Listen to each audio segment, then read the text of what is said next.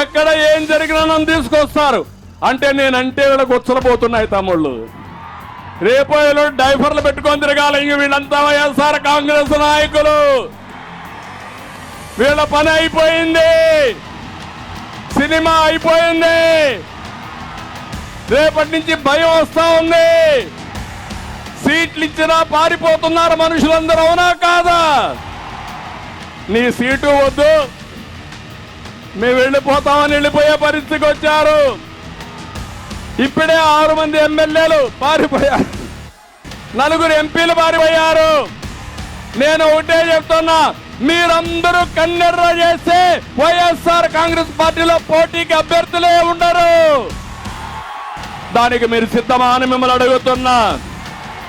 ఇంకా భయం ఉందా అని మిమ్మల్ని అడుగుతున్నా.